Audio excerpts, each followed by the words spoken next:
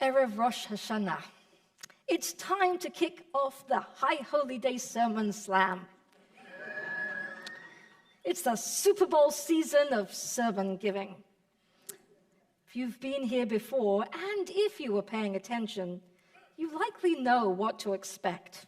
It is that time of year that I remind you that the last month was the time to begin some introspection and self-examination of the year that has been. The month of Elul is the time to start considering areas of life or character traits where we might want to course correct for the coming year. Perhaps there are conversations that we need to have with people that we've hurt or who have caused hurt. And if you just showed up for Rosh Hashanah without having done any of that over the last 4 weeks, you're already behind on your assignments. And perhaps by now you've already started to tune out because there's another sermon going on in your head. Rabbi, give me a break. No, really, I really need a break. Do you have any idea what my life has been like? The hours I work, the never-ending to-do list of projects at home, and making time for my family, and ferrying my kids from place to place, and figuring out what's for dinner tonight, and taking the dog out at 6 a.m. for an insisted-upon bathroom break. Do you think I've had a moment to look back on what's already happened? I can barely keep up with what's happening right now. I am so overwhelmed, and what I need right now is a break. And I thought that by coming here tonight, I could at least catch an hour and a half of respite from everything else. And now you're talking to me about introspection and spiritual homework. Give me a break. You know, you're right. It is a little bit overwhelming. I've been feeling it too. There's so much to do, and it feels overwhelming to try and keep up with it all. I obsessively check my phone to try and keep up with the email, even when my workday is meant to be done. I realize that I haven't seen or spoken to good friends for too long because it's so hard to see far enough out to carve out the space just to be together. And there's so much of concern going on in the world, and I'm trying to keep on top of it so that I can reflect in some meaningful way on matters that impact our community and our human experience. But every week there's another natural disaster, or a mass shooting, or an assault on human rights, or a new anti-Semitic diatribe on social media, and the war in Ukraine continues unabated. It is impossible to keep up, and impossible not to feel overwhelmed by it all. And this year in particular, when Rosh Hashanah begins on Shabbat, perhaps we can just take a breath and acknowledge the overwhelm. So let's take a little time to do that. I have to confess, I thought we might be in a different place by now. During the pandemic, many of us experienced our social circles getting smaller, the menu of activities in our lives get shorter. We were taking more time outdoors, appreciating the outdoors, deeply valuing the social interactions that we could have. Parents weren't part-time taxi drivers for their kids, ferrying them around from one after-school activity to another.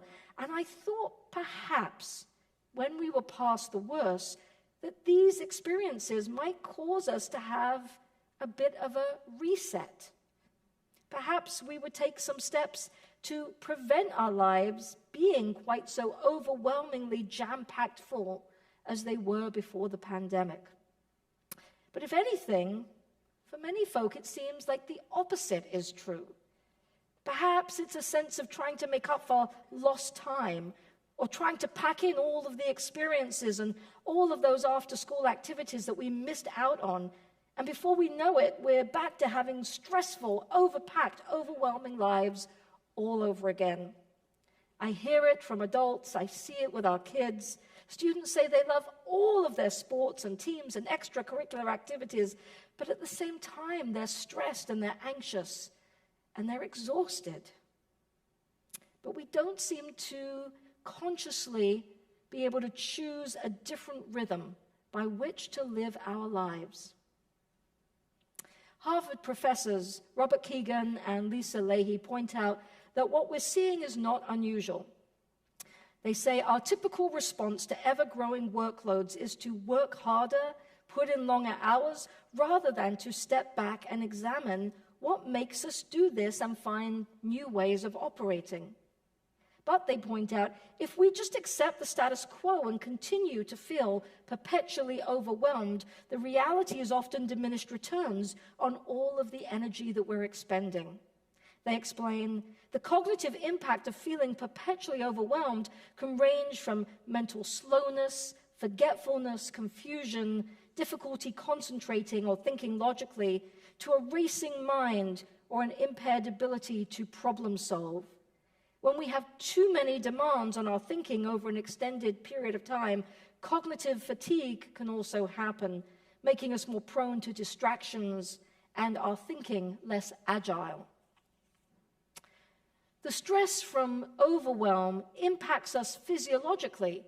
Cortisol, the stress hormone, surges. Serotonin, a chemical protector against depression and anxiety, plummets. So having some tools to help us address the sense of overwhelm in our lives is a matter of self-care. It's a mitzvah to take care of our bodies. Shmirat haguf, literally, guarding the body. And it leads to taking care of the soul, Shmirat hanefesh. The centrality of these mitzvot are derived from a verse of Torah in Deuteronomy 4:9. Guard yourself and guard your soul very carefully. And so it's understood to be a religious imperative to take care of both our body and our soul. Rabbi Moses Maimonides, the Rambam, who was a Jewish philosopher and teacher, but also a physician to Egyptian royalty in the 12th century, wrote an entire chapter in his Mishnah Torah on this concept, writing, when keeping the body in health and vigor, one walks in the way of God. It is a person's duty to avoid whatever is injurious to the body and cultivate habits conducive to health and vigor. So what can we do, practically speaking, to cultivate some of those habits to take better care of our body and soul and overcome a sense of overwhelm in our lives? Let's take a look at some of the tools that can help us, both from psychologists who have expertise on this topic and from the wisdom of Jewish tradition, which offers us some spiritual practices that we can use. Overcoming a sense of overwhelm begins with acknowledging this feeling. Dr. Carolyn Rubinstein, writing in Psychology Today, tells us that once we recognize that we are in a state of overwhelm, we begin the journey toward approaching and addressing our condition rather than avoiding it. When we're ready to pause and look at the situation, there are ways that we can break down all the things going on in our lives into categories that help us begin to manage better. Rubinstein suggests that we approach this task in the following way. Identify what you've already done, and then focus on the next 5 minutes. What's something you can get done and check off? Emptying the dishwasher, putting away some laundry. Focus on those things that are within one's control. Consider what you can let go of, or at least let go of for now, because it is beyond your control. 3, get outside of your box. I know from personal experience that what I most need when I'm feeling overwhelmed is counterintuitive. I can sit obsessively in front of the computer screen trying to get through my to-do list or come up with some worthwhile utterings for a sermon, but for all the hours I might spend sitting in that position, I am seldomly working productively. If I'm willing to get outside my box, take a break, I find that a walk by Lake Chauncey or Mill Pond does wonders. Not only does it help calm me, but sometimes I've figured out a plan, or I've formed the outline of a sermon or a lesson in my mind by the time I finished the walk. What I was originally resisting doing as a break that I couldn't afford ended up being the most productive part of the day and got me out of my rut. And the last thing that she lists is embracing silence. This means not doom scrolling through our social media pages to try and distract ourselves, or Netflix binging. It rarely makes us feel better and often makes us feel worse about our sense of overwhelm. Taking even just 2 to 3 minutes to close our eyes and breathe deeply can help. Dr. Rosemary Manfredi, a neuropsychologist, describes the ways in which we can sometimes overcome the thoughts and feelings of overwhelm that keep us stuck in a rut by focusing instead on very specific, achievable behaviors. This component of cognitive behavioral therapy is known as behavioral activation. So how do you use behavioral activation to overcome feeling overwhelmed? She suggests we start by breaking down large tasks into smaller parts that have clear starting and ending points. And initially, you want those tasks to be relatively achievable so that you can have success and build momentum.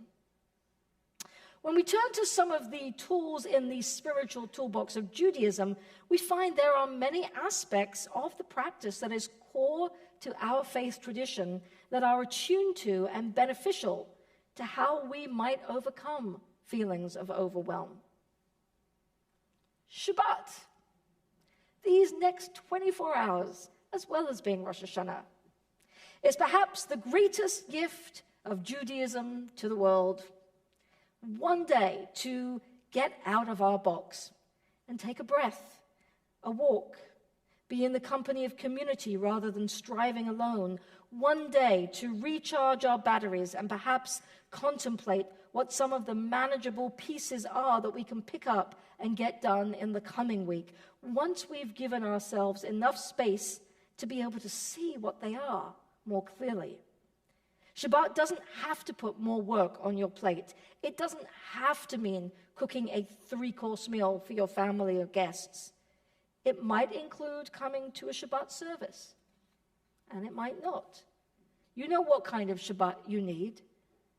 Take a run, meditate, play an instrument, take a nap, order takeout, play games with your family or friends. Another of our spiritual practices is gratitude. These are the ways that we recognize what we've already done, as Rubenstein suggested. But more than that, the morning rituals and blessings that were traditionally prescribed as the ways we should try and mindfully begin each day provide a powerful reminder that our ability to get any of our to-do list done depends on us doing what we can to shmirat haguf, to take care of ourselves. Are we getting enough sleep? Are we eating mindfully to provide for our needs? The ability to refocus on what we have and the gift of being able to get up and do something today can help to set our frame of mind to tackle the challenges that lie ahead. A few moments of morning gratitude before getting out of bed can go a long way. And the last one, volunteer. This one might feel counterintuitive. Why would someone who is overwhelmed step forward to put something more on their plate? Obviously, sometimes we are going through something where that just isn't possible. And of course, that's okay. But overwhelm is also a feeling. And it's not always directly related to the actual size of our to-do list. When we give our time to others, it is a gift to everyone, including ourselves. Finding something to give our time to prevents us from becoming isolated and lonely, which at a time of overwhelm can lead us to feel more depressed about our situation. Hillel said, Al tifrosh min hatzibur, do not separate yourself from the community. Making a difference in your community is a feel-good that every bet mitzvah who has done a mitzvah for somebody else can tell you about. We are lifted up when we do something for others. If we're feeling like nothing we do makes a difference, volunteering for something reminds us that our presence in community always makes a difference.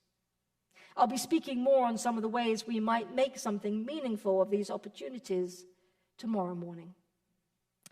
So let's enter into this new year of 5,784 being willing to examine our lives. But if you are feeling challenged by the call, the sound of the shofar that reawakens us each year, perhaps instead you might use the blessing of Rosh Hashanah on this Shabbat to begin to examine and address the overwhelm that might be getting in the way. May we all enter the new year feeling renewed and refreshed in our ability to tackle the tasks of life that lie ahead. Can you hear what's on? We're going to